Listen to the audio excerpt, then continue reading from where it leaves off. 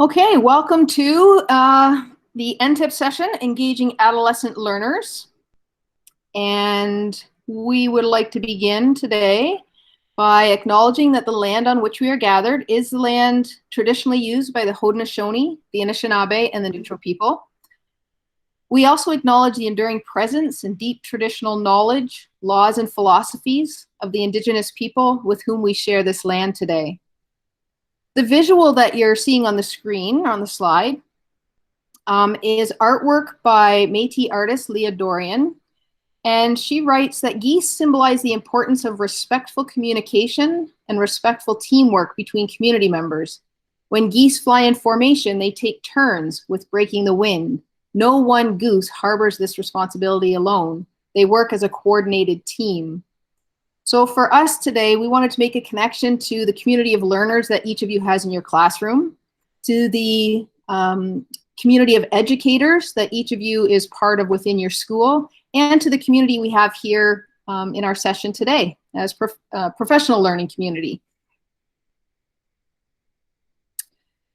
So we want to start by connecting with how you are feeling today. So in your Pear Deck, can you please describe which of these cards connects with how you are feeling?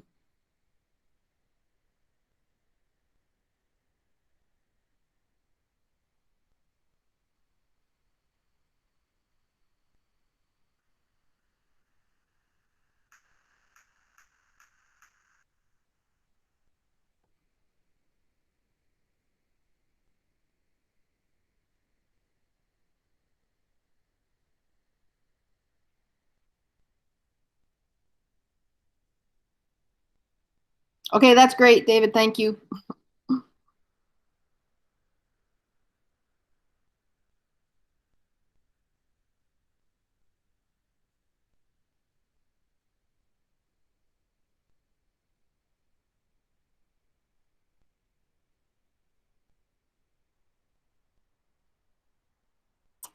I can totally relate to the brain fog. I think this year there have been so many competing demands for our cognitive attention. Oh, I'm glad there are people feeling tranquil, at peace. Oh, partway through, I like that.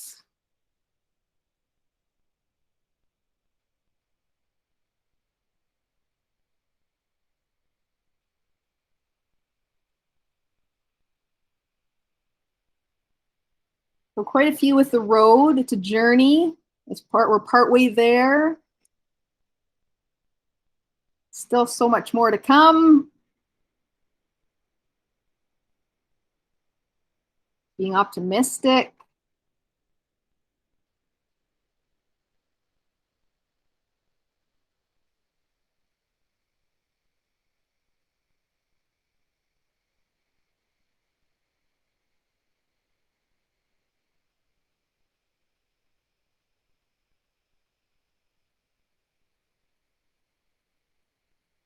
We'll just give you another few seconds to add anything that you want to add about how those cards connect with how you're feeling.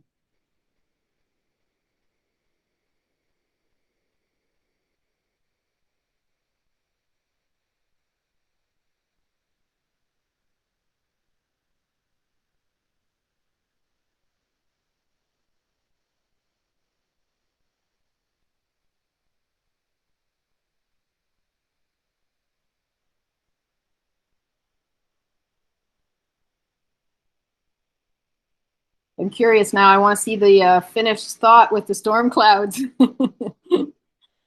Oh, sometimes in a bit of a whirlwind. Yes.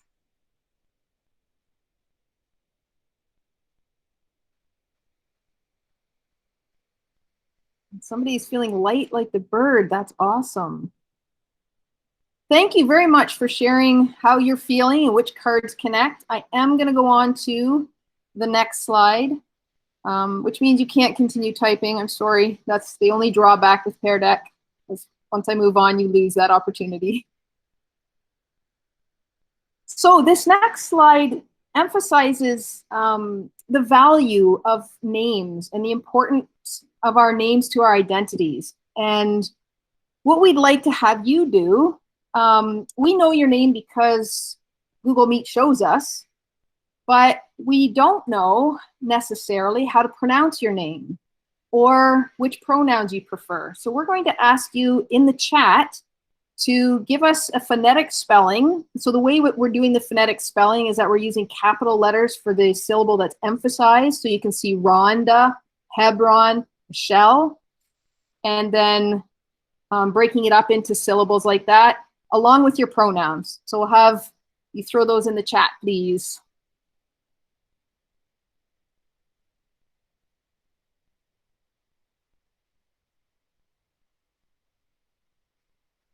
For those of you who've not done this before, it's an interesting exercise just to think of your own name in terms of syllables and where the emphasis is.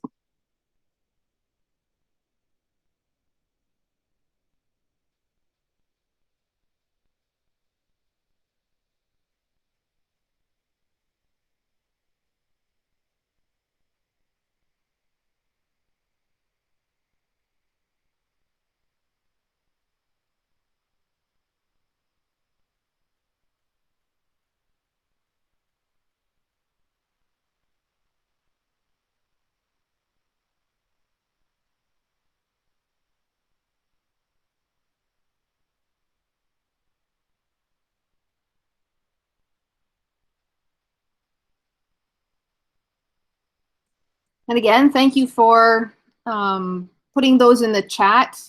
We did want to emphasize the importance of names.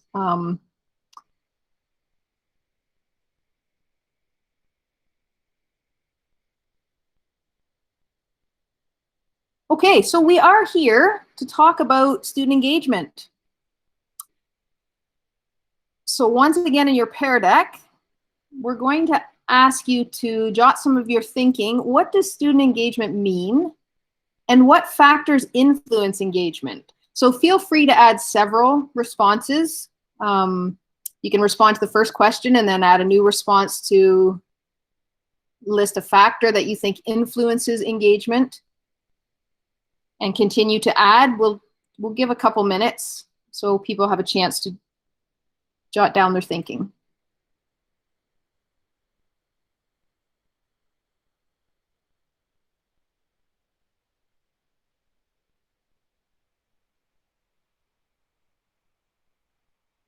Thank you, Marina. So Hebron, you might want to throw that back in there in a few minutes. For people that are on their cell phones, I think they'll have to join on a device and then need the link again.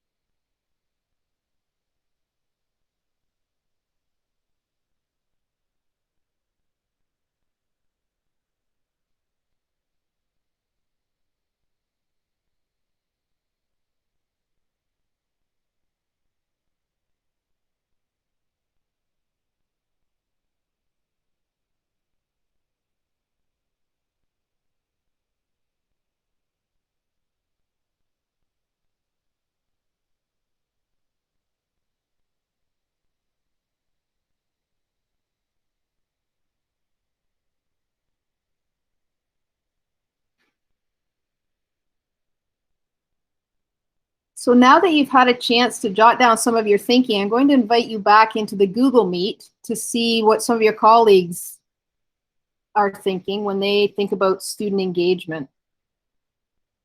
So we're seeing some things like interest, participation, students are involved, they're alert, employing their metacognitive skills, there's voice and choice, things like food, sleep, feeling of safety and security, and interest in the topic are factors. Caring about their own learning, personal interest can be an influence. Needs, wants, and interests. Participating fully in the classroom and buying in when they care about what they're learning.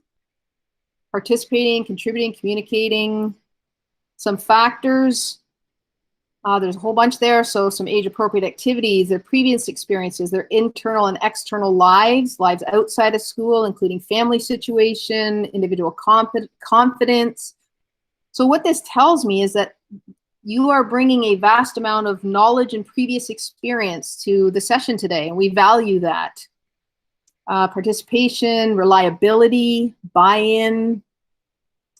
Making connections is a factor. They're influenced by those things, voice and choice, buying in, responsibility and ownership, productivity, whether they feel they have a choice, that connection again to sleep and food, connecting in a meaningful way, the teacher, the environment, how they feel in the environment, connected and invested in the learning task. So again, thank you for sharing all of those insights. You've shared what you're coming with and those background experiences. And what we're going to focus on today is what one particular author, Elena Seidel-Horn, she wrote a book called Motivated. There is a subtitle about getting students to join in. And one of the factors that we're going to focus on particular in this slide is belonging. And so we're going to ask you in the pair deck to reflect, how did the first couple of activities that we did together in this session promote a sense of belonging?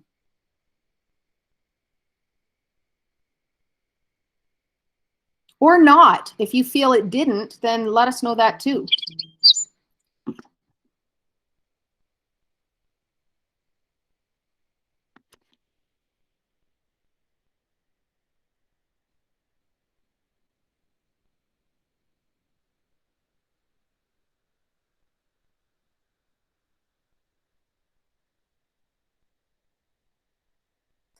I'm sorry, where are we putting those responses, Michelle?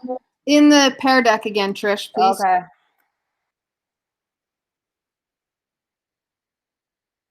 Thank you.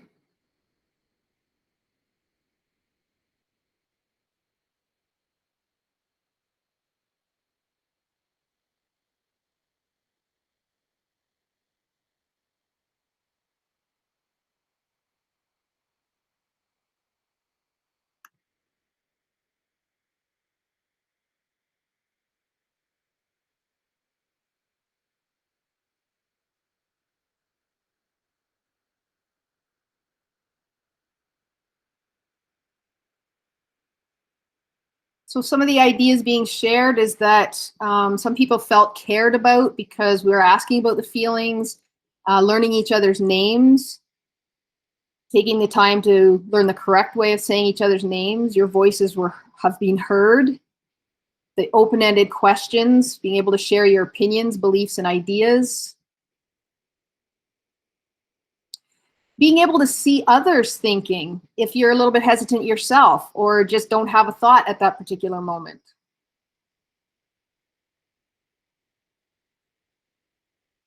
When we are sharing aloud some of your responses, it makes you feel like they matter.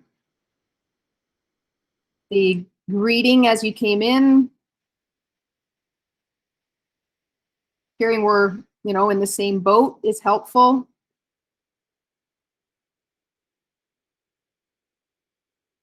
So as you continue to share those thoughts, I just want to make explicit some of the things that Hebron and I were thinking about. When we did the Territorial Acknowledgement, we were aiming to demonstrate respect for Indigenous people and for the territory on which we gather. We were also wanting to acknowledge and express gratitude.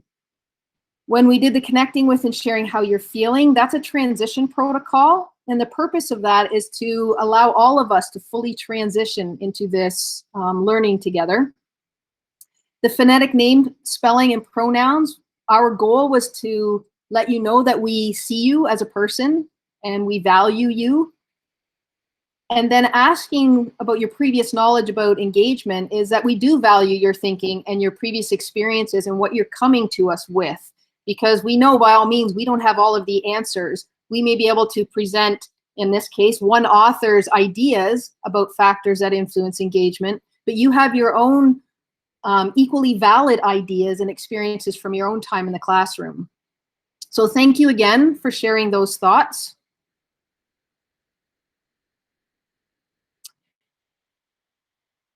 So because we only have an hour and Alana Horn outlines 5 factors that influence engagement, we've spent a little bit of time looking at belonging as a whole group.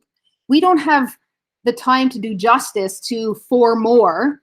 So we are going to be doing some breakouts, and we want you to get a sense of what all of these are before we give you a choice about one of a couple that we're going to break out to explore.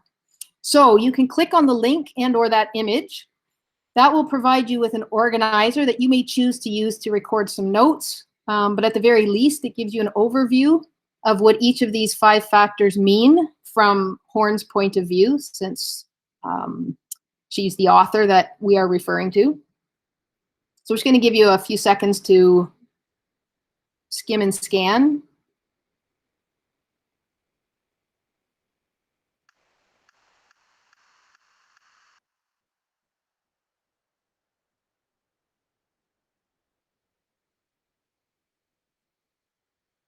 And I'm going to navigate away from this slide. So I'm just going to make sure, I'm going to ask that you please make sure that you have clicked on the link so that you have that to reference in the future and to keep notes if you want to use it as a graphic organizer for the rest of today's session. Because once I navigate away, you won't be able to access it.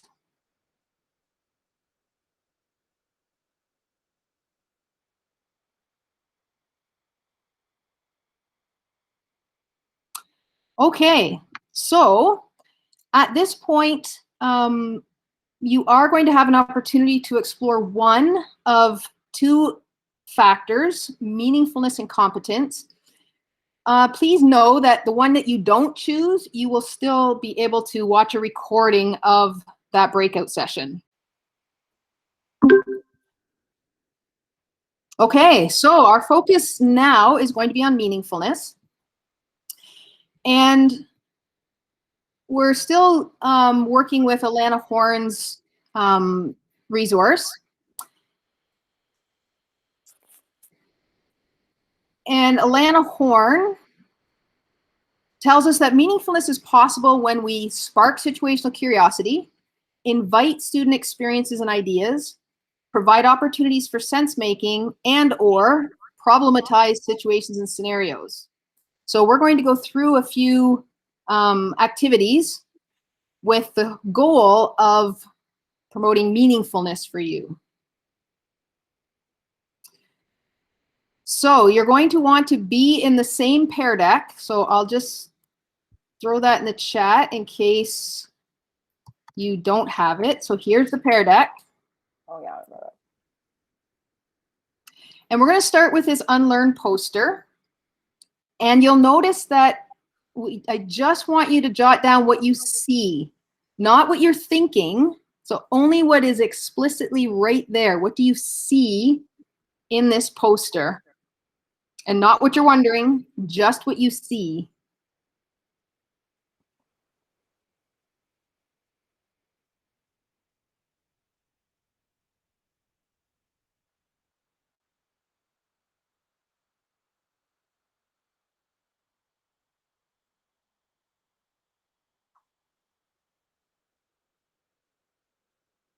So some of the things you're seeing, some white and gray people, a church, looks like a school, church, steps, 2 versions of the word unlearn. Both have an R inside a circle. Lots of steps, 3 people entering, people walking different levels toward a schoolhouse. Clouds in the sky. So the bottom person has a backpack. Blue, navy, some other colors. Okay, thank you for sharing those. I'm going to go on to the next slide. Now I'm going to ask you to think. So based on what you saw, what kinds of connections or what kinds of things are you thinking? And those might be connections, inferences, interpretations. No questions yet, though. No hypotheses, just inferences you're making based on what you see.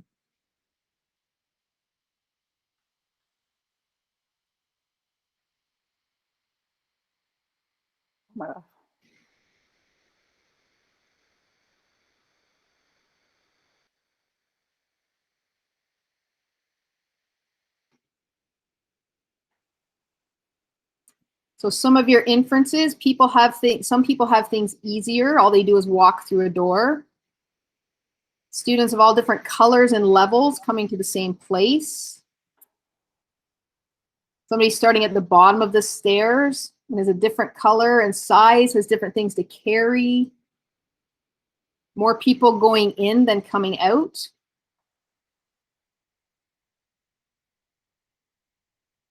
The stairs don't line up with where the person at the bottom is. Some challenging steps. Looks like an uphill climb. Some come with baggage and burdens. Maybe it's hard, whatever's through those doors, because there's more going in than coming out.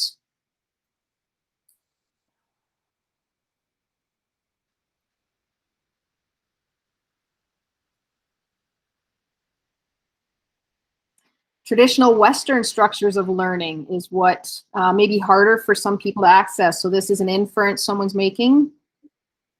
The brown figure has their head down, is smaller. The white figures are larger, look more confident. So inferring that confidence based on the posture.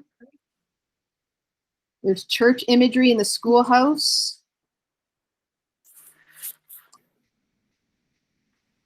Lots of great insights that we're seeing now that you're thinking and inferring about what you noticed.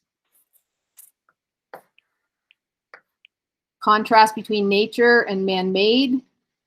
And I am going to go to the last of our 3 slides on this image. So now you've had a chance to see, to think about what you saw. What does it make you wonder?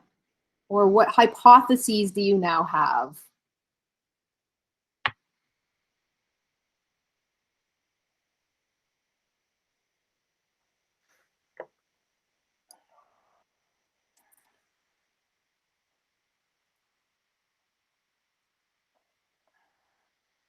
Oh. Wonder.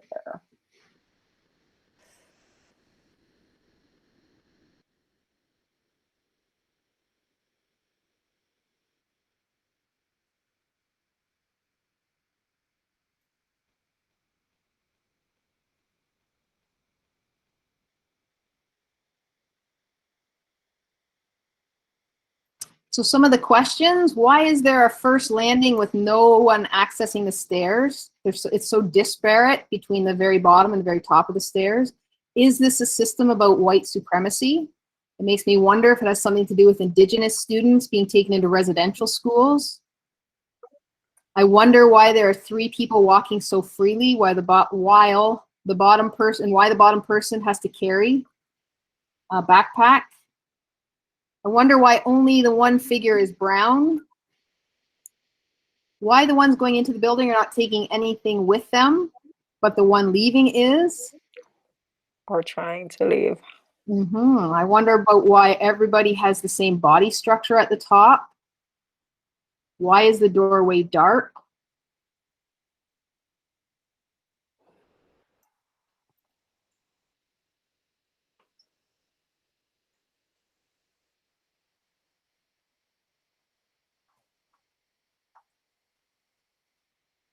Is this at sunset? Or is it just for effect, the color? The white figures have fewer steps, but the brown figure has more. I was just going to say that.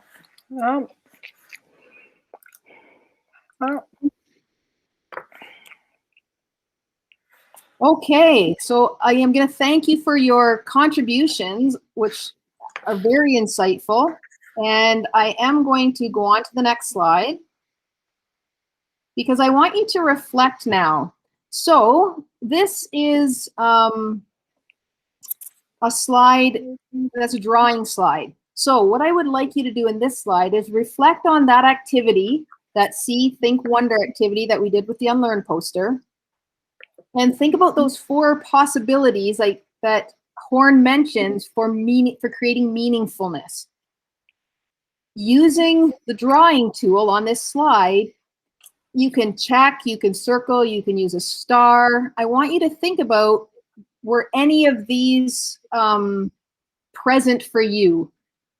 So did that task spark your curiosity, invite your ideas and experience, provide opportunities for you to make sense or problematize a situation or scenario?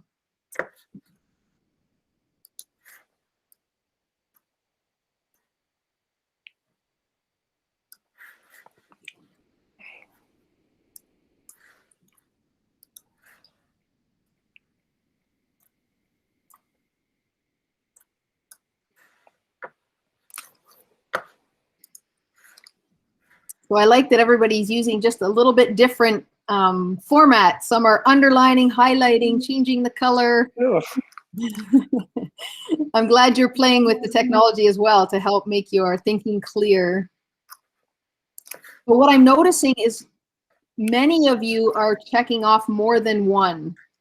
So that task provided opportunities for you to engage in some level of meaningfulness, which was, of course, our purpose.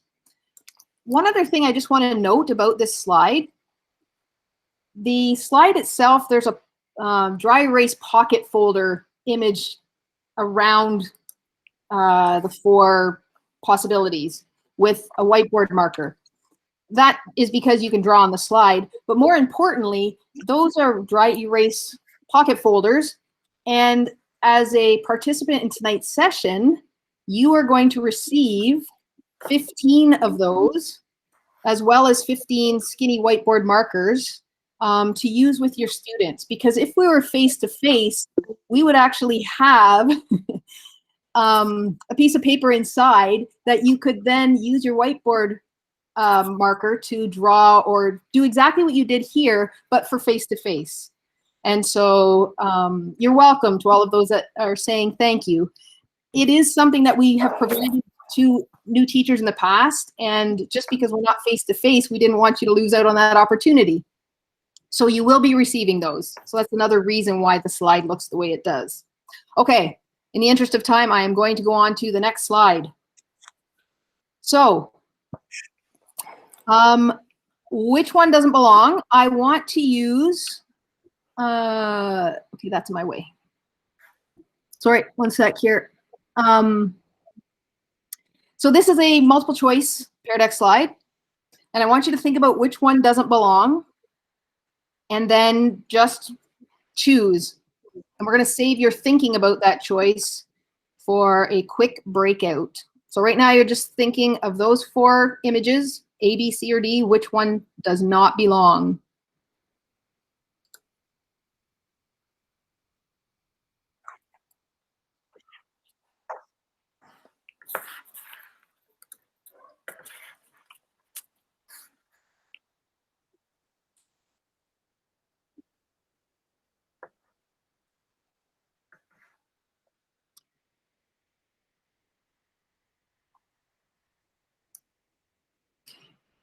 And once you've made your selection, I'm going to invite you back to the Google Meet tab so that I can show you the responses. Interesting. So we have 0 people choosing A or B, 5 people have chosen C, and 2 people have chosen D. That is very interesting. Oh, I can hear you, Trish.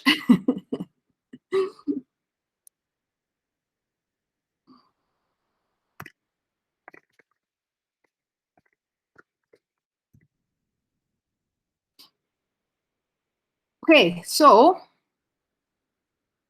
what I want to do is offer just probably more like 2 minutes than 3 minutes. We're going to do a quick breakout, and the purpose is for you to share what you said and why, which one doesn't belong and why. So let me create quick breakout rooms. Oh, your host. Oh no, I'm not the host. I can't do it. That's my bad for not creating the room first. Can the rest of you hear me? Yeah. Okay, cool. Yep. Hopefully it was just Trish. Okay. Oh, I can hear now. I followed Andrew's advice. I refreshed and I'm back. Oh, good. Good. I'm glad. Okay. So this is really unfortunate. I wanted you to be able to go to a breakout room to explain your choice. But because I don't have the host, do any of you happen to have the host capabilities? And you can tell by going to the bottom of the screen and looking for the little blue shield.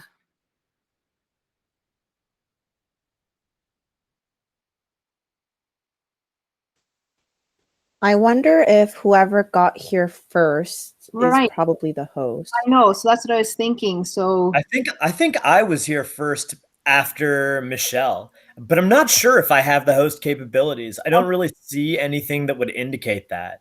okay, so I guess we're just gonna have to, unfortunately, imagine that you had the opportunity to go talk to someone and share which one doesn't belong, and keep that in your imagination as you repeat this process. So for the which one doesn't belong activity, where you got to choose, so you did some thinking, and then you got to choose, and then imagine you got to talk to someone about it. And reflect again and use the draw tool. That activity, especially if it had been able to do it in full, did it spark curiosity, invite your experience, provide opportunities for sense making, or problematize?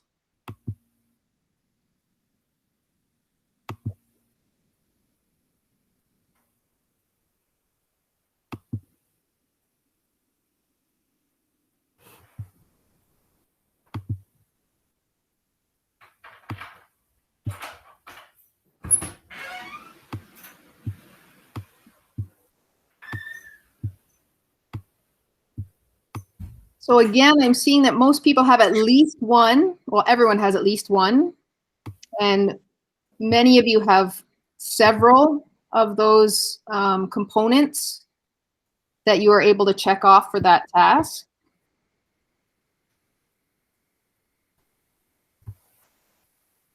Thank you for reflecting.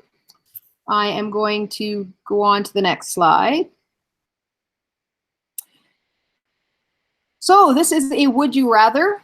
And again, it's a multiple choice, so we can see what people would rather. I'm going to give you a minute to think. This one may take a little bit more time to think about.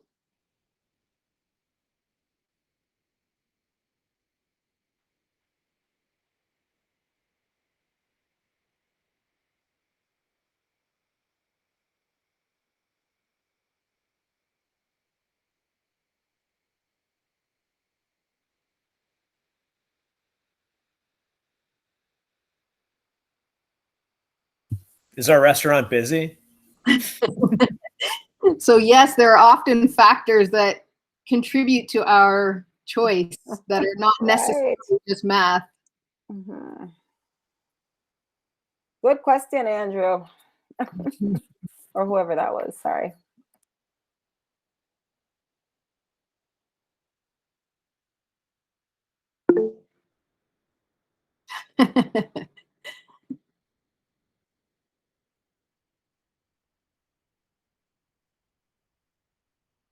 Okay, so happily, I'm seeing some for restaurant A and some for restaurant B. Again, my intention was to have you go into breakout room, but since we know that's not working, what I would like to do is invite at least one person to give us their reasoning for each. So could I get a volunteer who chose restaurant A to tell us why they chose restaurant A? I'll volunteer. Oh, Okay, sorry. Dave, go ahead. So I said I really hate tipping as a practice. So personally, I'd rather that restaurants and such pay their workers a living wage rather than pushing that cost onto the customer. So I'd rather pay more for a dish personally as a consumer than pay a lower amount and then tip or not tip. Plus, it depends how many customers you actually have per night, and we don't know how many customers we have, so we can't really make a good linear equation for this. So I'd rather go with the safe option. Okay, great. Thank you for sharing that. Now, can I get someone from restaurant B to give us their rationale?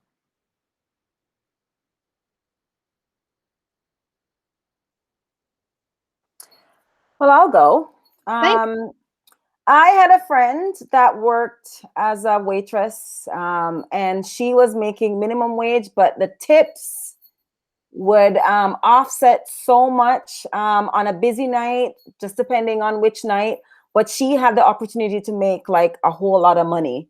So I would go with restaurant B for that reason, because I think if the night's busy, then you have a wider range or a wider net to get a lot of money. Okay, great. Thank you, Tricia. So, as I mentioned, the goal was to have you have an opportunity, and in a small group, because we were just going to have you go into pairs, you would have had an opportunity to each share your thinking. So keeping that in mind, I am going to get you one more time to pick up your whiteboard marker and reflect on that would you rather activity in terms of the curiosity, inviting your experiences, sense making, and problematizing.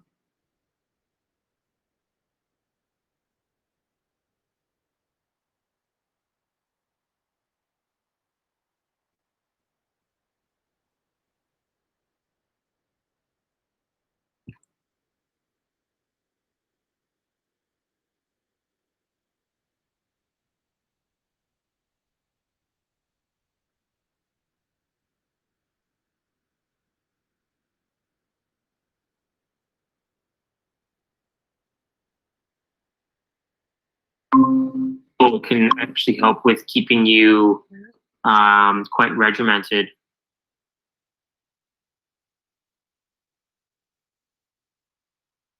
Okay, and once again, I can see that there are quite a few people who found that that task hit on one or more of those components. So our final piece is to have you reflect on all of the components that Horn outlines. So if you see on this slide, how did the activities, so now we're thinking about that whole set, the unlearn, the which one doesn't belong, and the would you rather. How did all of those activities, your experience of them, contribute to your sense of belonging, your feeling of competence, and your autonomy, and how is accountability embedded? And so you're just thinking about that. We don't have anywhere for you to record that. It's for your own reflection. And then once you're ready, you're going to click to return to the main meet. Click on that, yeah, to return to the main meet. Thank you. You're welcome.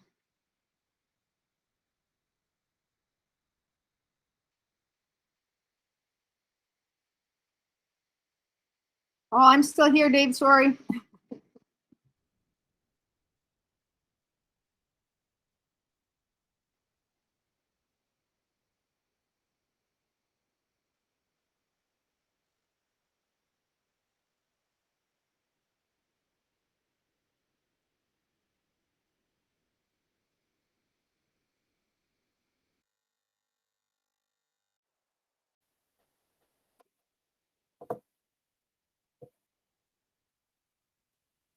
All right. Thank you, everybody. I think we have everyone, about 8 people. So I'm going to get started, and then if people trickle in, I will continue to give them the pair deck. Hopefully everyone has the Pear Deck available there. I will pop it in one more time. Oh.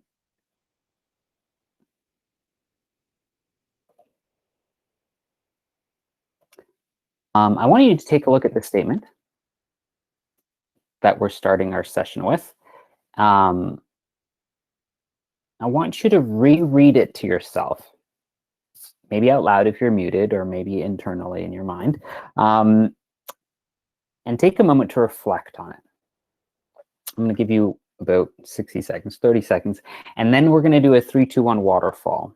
And the prompt for the 3-2-1 waterfall, well, actually, if you haven't done a 3-2-1 waterfall, what that is you're going to type out a response to the prompt I'm going to give you in the type box, but don't press enter. You're just going to hold off on it on pressing enter. Just leave it in the text box. And then when I say 3-2-1 waterfall, we're all going to share our responses. That way there's no it kind of alleviates the pressure of having to be centered out when you're first to speak and first to chat in the chat box type of thing. So we're going to start with a 3-2-1 waterfall. And the prompt is, when you're looking at this statement, this quote, what emotion or emotions does it elicit from you? What is the emotional response that you might have to this statement, or you are having to this statement? So what emotion or emotions does this proposition or the statement elicit from you? I'll give you a few seconds to type that out, and then we'll jump into a 3-2-1 waterfall. Okay, yeah, go ahead, Joanne. Oh, she's out already, too late.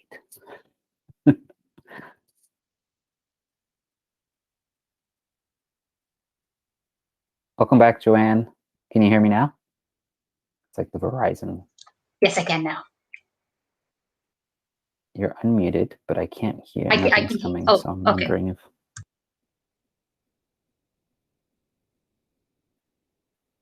if you can hear me. Perfect. Awesome. So I'll give Joanne a minute or so to respond to that prompt. What emotion or emotions does this prompt elicit from you?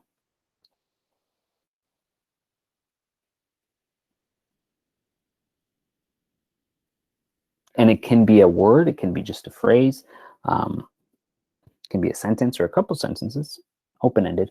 All right. All right, ready? 3, 2, 1, waterfall.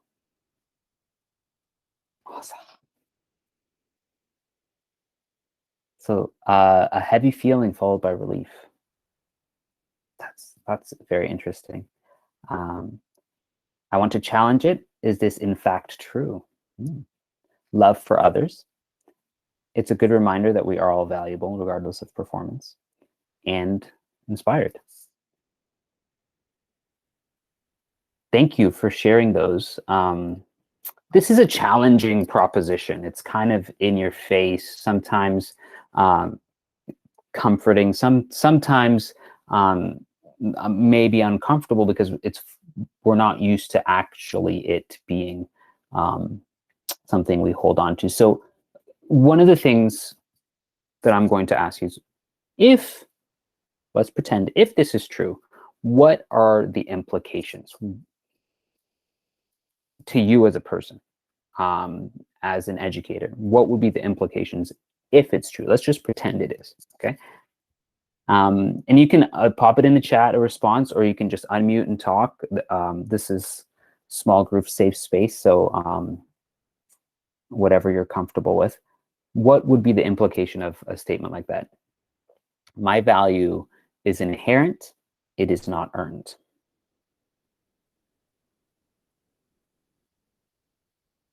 Joanne says it depends on the situation. Do you want to speak to that a little bit, Joanne? Sure. Can you hear me? Because you weren't able to before. And then Diane, I did see your hand up. Oh, okay, good. Okay, glad news. Okay. When I said I think it depends on the situation, I think in a Melissa. classroom situation, I Perfect. agree. There we go. Right? I think in Joanne. terms of talking about people, Oh, your value it as a seems like person. your mic looks like it's unmuted, but your voice, the volume isn't coming in. Oh, okay. It might be like an input selection thing on the 3 dots that Could be. sometimes if you had Yeah. headphones in, it gets a little confused. Yeah. But Melissa can hear me. Okay. While you're doing that, Diane, Okay, do you want to just share okay. I'll just type while in you're chat. troubleshooting, Joanne?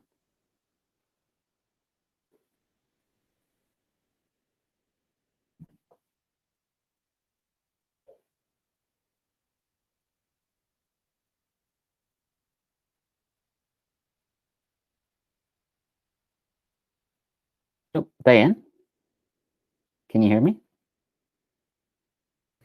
Sorry, I can hear you, but I don't have my hand up or anything.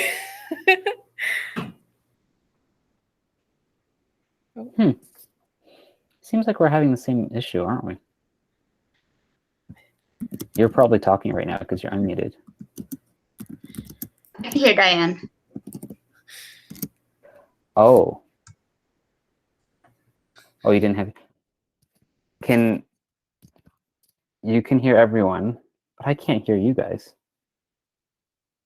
Okay, I'm going to pop out and pop back in. Maybe that could be the problem.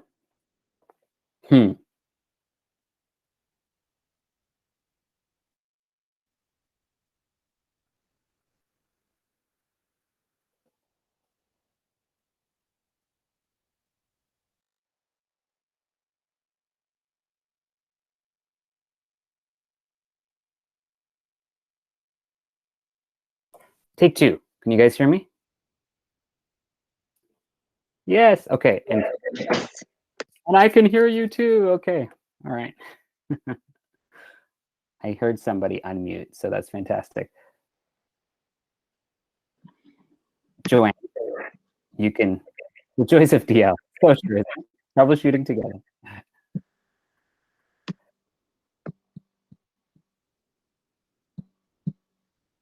All right. I'm going to share my screen again. I think this is the one. There we go. Ta-da! Okay. So Joanne, you were about to explain some of the thinking that you put on. Oh, yes. So I think that statement that my value is inherent, it's not earned.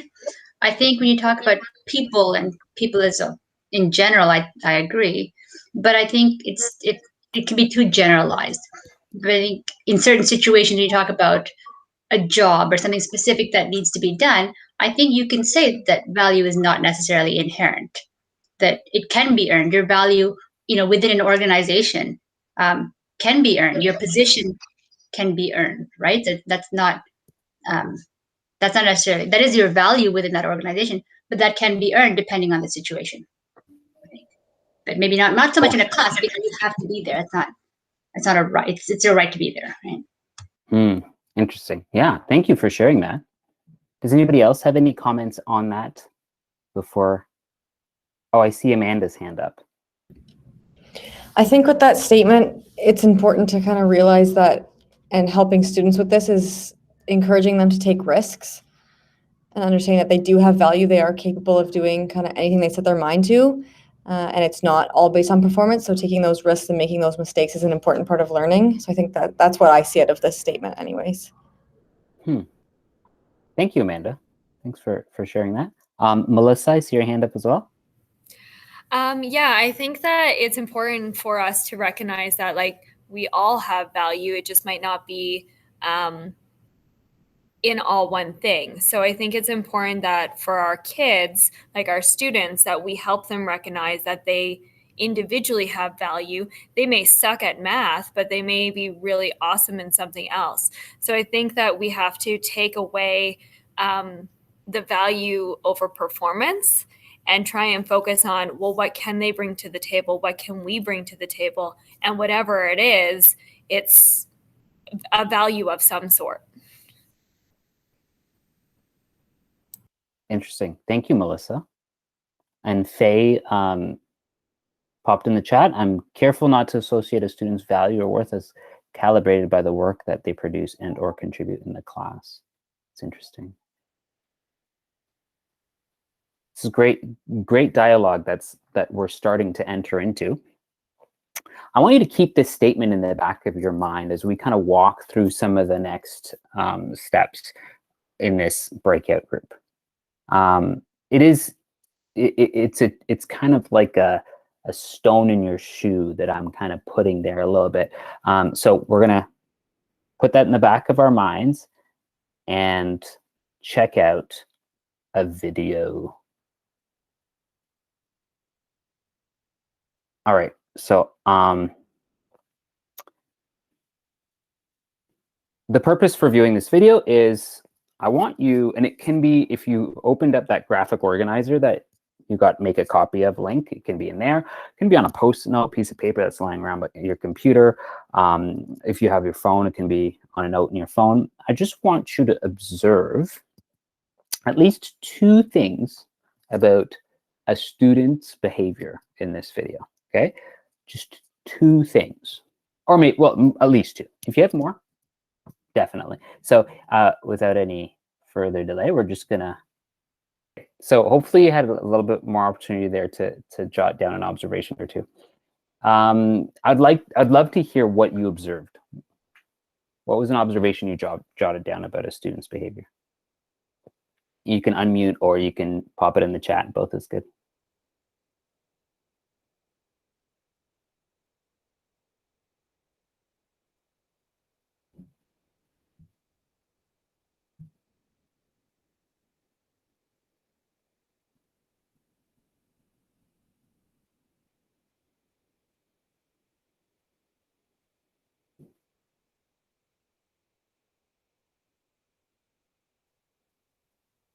Okay, Faye says, I noticed that one student's ideas were not acknowledged. Interesting. Yeah. Student in red wanted to put his head down. Yeah, he looked tired. Some were very engaged, others were not, yawning, biting nails, head on the table. Yellow shirt was taking the lead. Red shirt seemed bored. These are great observations. Thank you so much for jumping in. Some seemed more confident in sharing their ideas than others. Thank you. That's a great observation as well. So don't lose that. We'll come back to those observations. Don't lose them. And we're going to keep on chugging here. Okay, so here's an opportunity for us to take a moment and reflect a little bit. How do I define competence? What does it look like? What does it sound like? What are some of the behavioral aspects of competence that I have connections to when I'm observing students? So I'm going to give you a minute or so to just pop some of that into that text pair deck.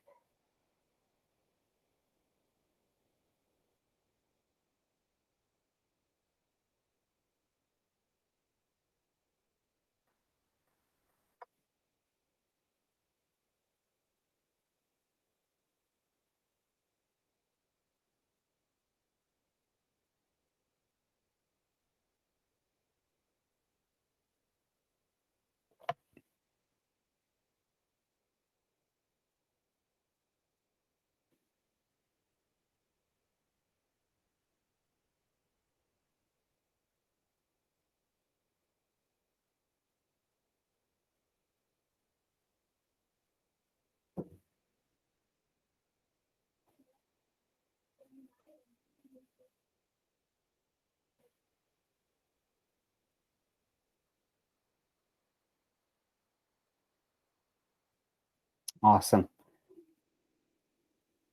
Thank you for sharing those. As you finish, you can pop over to the Meet tab and see what some of the ideas that are being shared are. Competence is the being able to maintain focus on the task at hand and know when you may need help or clarification. Having an understanding of what is being asked. Ability to navigate social and academic cues. looks like productive work, willingness to try new problems and solving them, feeling that you can do something or be able to do something, even if it's not yet looking like the questions, not yet something that you can do, but sounds like asking questions, sharing ideas, explaining thinking. Thank you for sharing those. Ability to ask questions and to problem solve. Fantastic.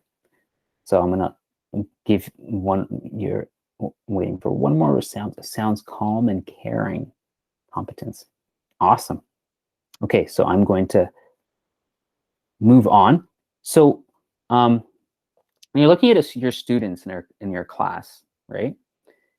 What could possibly be going through their mind as they're given a prompt, a challenge, a situation, whether it's math, literacy, whatever, social studies, even other open-ended arts-centered things? What could be going through their mind as they're approached with this learning experience? And often some of them are thinking, does my teacher think I can do this? Do my peers think I can do this? Do I think I can do this? And all these questions that are in the back of a student's mind is often connected to the idea, belief of value. So I'll give you an opportunity to just jump in really quick in the chat or just unmute. How do these questions possibly impact the student's sense of and belief of value? And how do you know, right? How might these questions impact their self-belief of their value?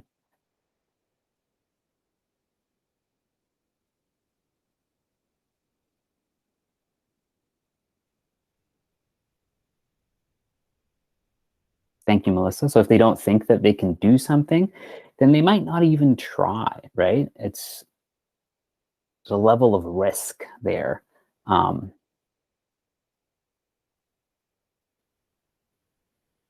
more? Anyone? I usually do this thing with my class where I go Bueller, Bueller, and then it's an 80s movie and nobody knows the reference and I just talk to myself. But Allison, thank you. They may fear being embarrassed in front of the peers. There's that peer aspect of that. And somebody mentioned this earlier, that social emotional realm. Thank you. So the students' questions are, I'm about to try this. How will this affect my value? What do I believe about the risk I'm taking in learning?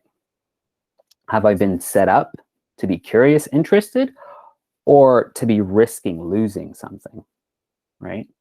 Every time a student raises their hand, and you can see it, especially the ones that take a while to raise their hand, they are calculating, is this risk worth it? Am I sure I'm going to get this right?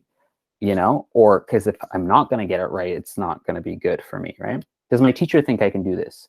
What do my teacher's words, actions tell me? There's explicit words, but there's also the implicit stuff about whether or not they think I'm capable of this.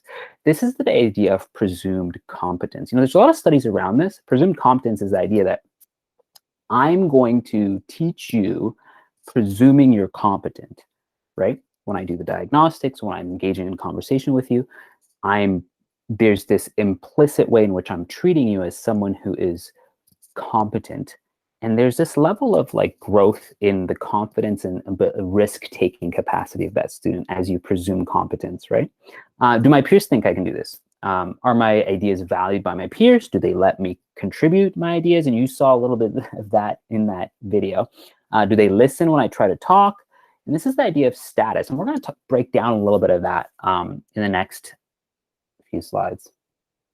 So we're going to go back to your video observations. All right. Just the stuff you jotted down. Take a little bit of time. And we're going to kind of try to unwrap what you inferred from those observations, right? What kind of connections of competence did you make? And if you could just jot something down next to the point, if it's oh, I observed this, what inference of competence was theirs. I'll give you a couple minutes to do that. And then if you've jotted it down, please pop it into the chat or unmute and just share I'll give you a minute to do that.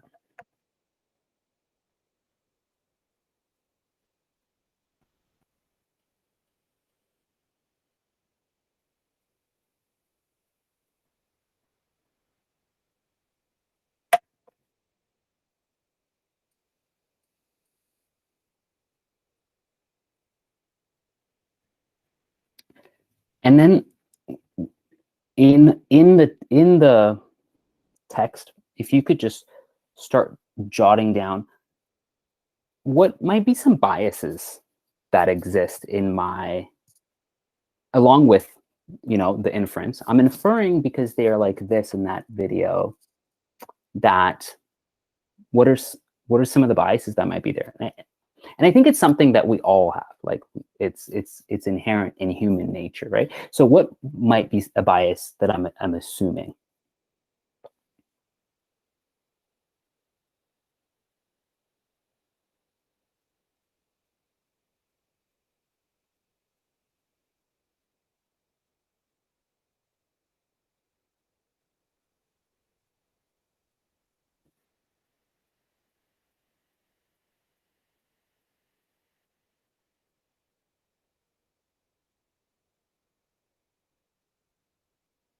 The person with the pencil. That was in control. So if you're popping back into the meet, I'm sharing some of the responses.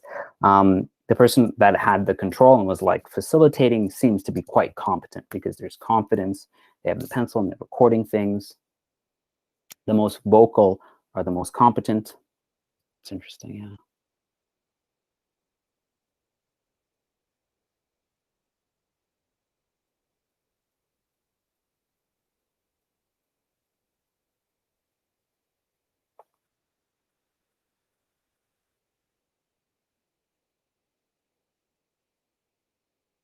Mm-hmm. So someone is noting that the student in the green shirt didn't participate, but you could see that he was listening and observing, and it's like there's this willingness to want to be a part of what's going on. The boy who wanted to put his head down maybe felt like his peers didn't value his input. Yeah. Assertive declarations go unchallenged. Yeah, yeah. When the conversation shifted to the girl in yellow. This is very interesting. We are running out of time, so I'm going to rush you a little bit and move on. But these are really good observations and thoughts. So you've already mentioned some of this, right? You might assign competence to someone who's eloquent because of their vocabulary, as opposed to someone who's quiet, even though the quiet student might actually have so much more to say, but they're just not in that environment to be comfortable enough to say it. Somebody who's quick versus someone who's slow, someone who looks active, right, versus someone who looks passive. And sometimes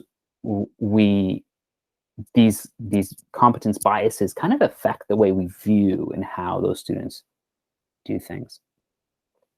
Okay, I had this really cool video. You're going to watch it. It's just all about SpaceX blowing stuff up, right? And it's basically like, hey, competence. Is this competence? Because SpaceX, literally like 6 years ago, was a laughingstock, right, of that world. And now they've got the largest private, and they're breaking records for private companies for NASA, right? So when we look at competence and failure, sometimes we associate too much. We read too much into the failure, not as a process, but as a level of assessment of competence. So I've got some status look-fors. We talked about participation, listening, body language. And these, when you think of CRRP, some cultural pieces and some gender roles are tied into these statuses, right? Think about a racial identity, ELL. How does that stuff affect the way I see status in students taking risks, students being confident, all those things. So we're gonna skip this and head back to the main group. The main group link is the bottom right. So you're going to click on that. You're going to return to the main Meet, and I will wait there for you. Thank you so much for participating in our conversation today. And you're on, Hebron. Awesome. So we've talked about 3 of our 5 factors. The next one is autonomy. And when we're thinking about autonomy, we want to think it's basically what the word defines. It's focused on promoting independence and encouraging participation through student voice and choice. And we've got a little snapshot of that document, your graphic organizer there. If you could pop in there, we're going to take 30 seconds. How have the activities you experienced today allowed you some autonomy?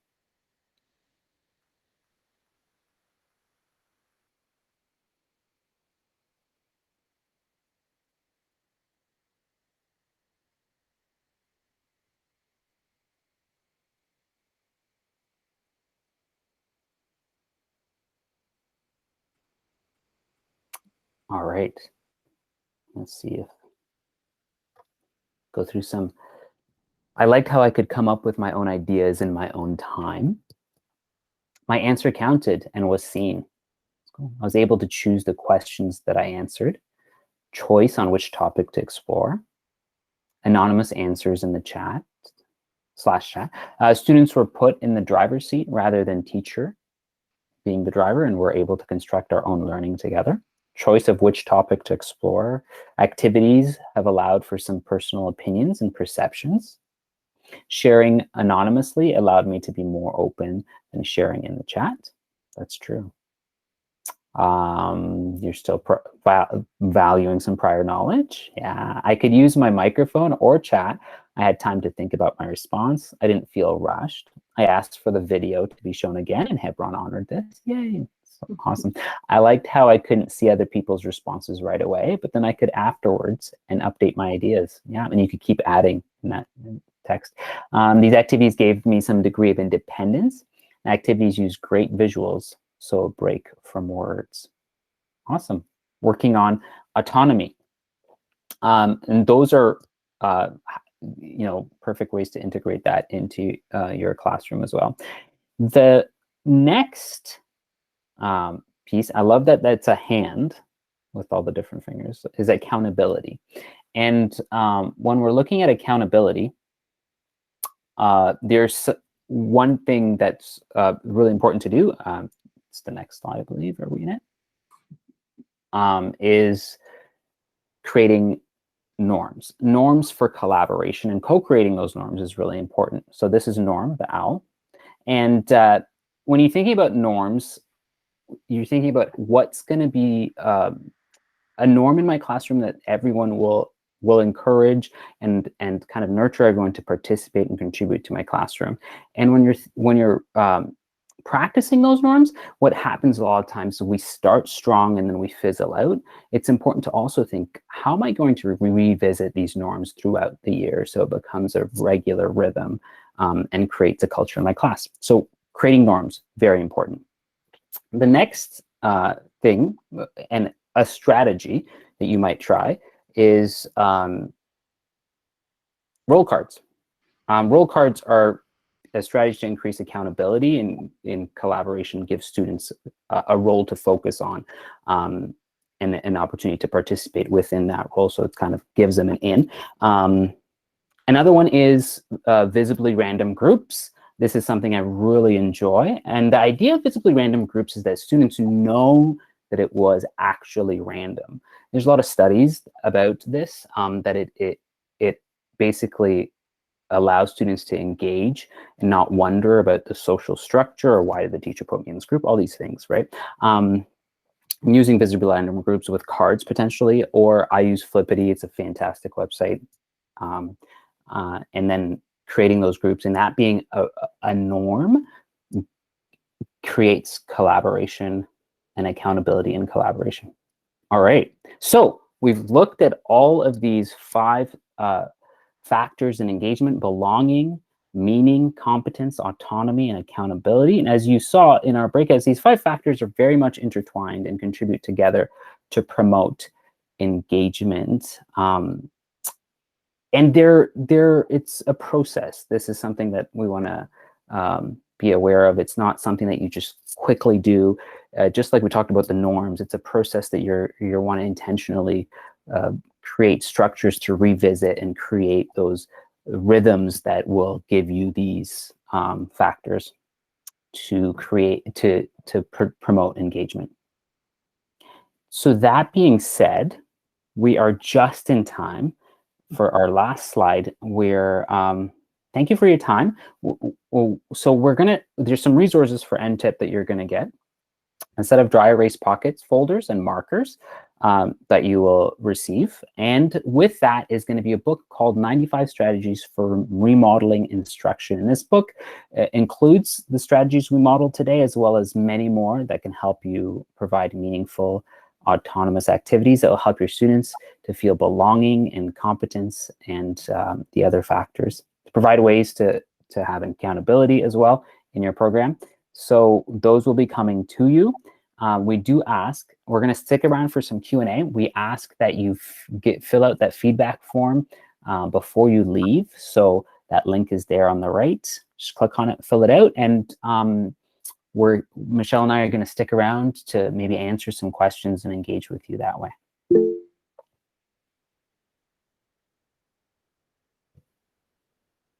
You're welcome, Darcy.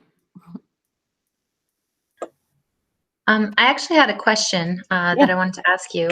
I'm just wondering about the accountability piece mixing in with autonomy. I know that when we're teaching online, there's a lot of really great pieces of technology that we can use, but a lot of them are anonymous. And sometimes that anonymity then comes into conflict with the accountability piece of being responsible for what you say, what you add.